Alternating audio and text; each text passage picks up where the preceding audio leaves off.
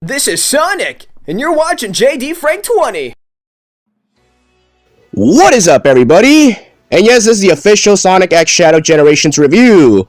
Yeah, sorry for the late response right here, but I just had a lot on my plate this whole week, with content here and there, and future content I'm planning on uploading. So I hope you all understand. Yeah, so basically, let's start with Sonic's portion quickly. His version of Sonic Generations plays exactly the same as the original. I understand there's some dialogue changes here and there, but again, it's not gonna take away from the adventure. It's a fun game overall. Controls handled smoothly. Everything runs great. It's to be expected. It's a perfect port of the original game.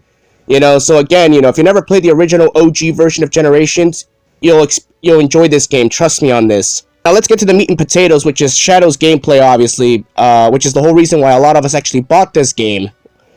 Now, for Shadow's gameplay campaign, I do like the fact that he starts off in the Space Colony arc, leaving off after Dark Beginnings, which is awesome. It basically is implying that Shadow couldn't make the birthday party because he was in the Space Colony arc because there was a disturbance up there. And we later found out that it was Black Doom, obviously.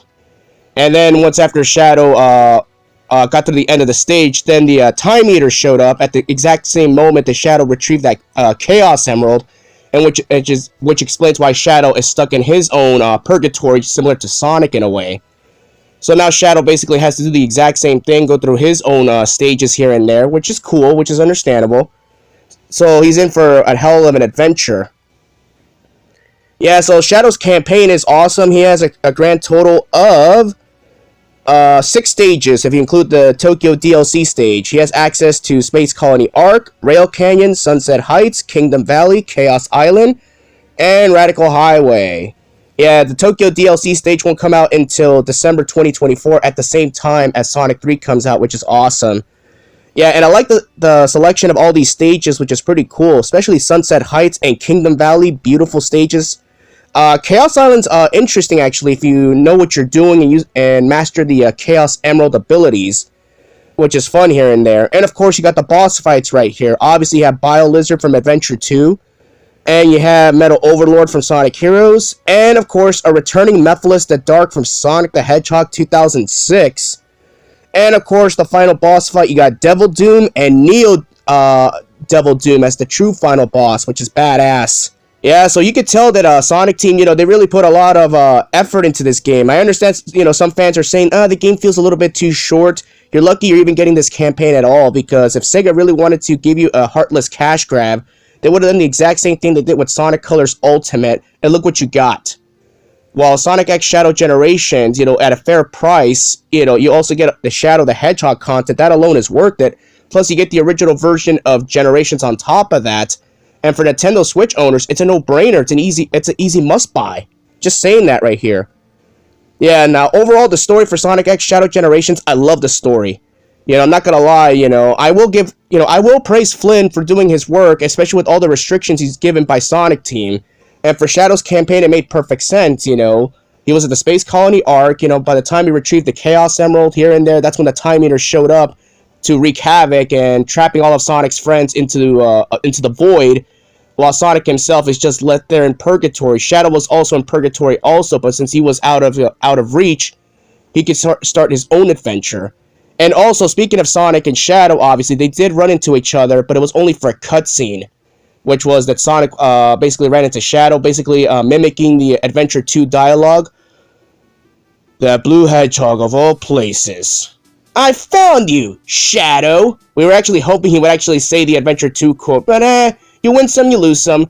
I mean, that whole dialogue was cool here and there. It was a cutscene. It sucks that it wasn't a boss fight against Sonic, because the writers scripted it in a way where Sonic can't lose.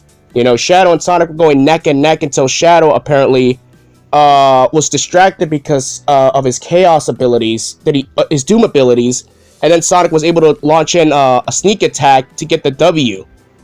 And then, of course, Sonic took the Chaos Emerald, but Shadow knew that was going to happen, so he took the fake Emerald, while Shadow kept the real one all along. So that's interesting right there. I like that kind of storytelling. It makes perfect sense when you think about it. And again, in the original version of Generations, you didn't get any of that. There was never an explanation of why you're fighting, Shadow, Silver, or Metal Sonic. There's no explanation. You just fight them, get a Chaos Emerald, and you're supposed to figure this stuff out yourself? Like, come on. You could easily tell that the original Generations was rushed. It had no story. The gameplay is fantastic, but it has no story because, again, all those resources went towards Sonic Colors, which came out, months prior to that. Yeah, so overall, man, the story was fantastic for Shadow's campaign, I'm not gonna lie. And, the Maria and Shadow moments, again, it hit hard, I'm not gonna lie, very emotional here and there, the professor's whereabouts. And of course, if you go through the journal, you find out a lot, about, the professor's past here and there. It's just interesting right there. Like, the fact that this game, originally hit hard with, a lot of storytelling added to the lore, this and that. It's just truly fascinating. Yeah, so the final cutscene after the final boss is already defeated, obviously Maria and Professor Gerald are returning back to their own place and time since the space anomaly is no longer keeping them stable since Black Doom no longer exists. And of course, Shadow, I understand he wanted to use a Chaos Emerald to keep everything in time, but Maria urged him not to, because she doesn't want to be stuck in time.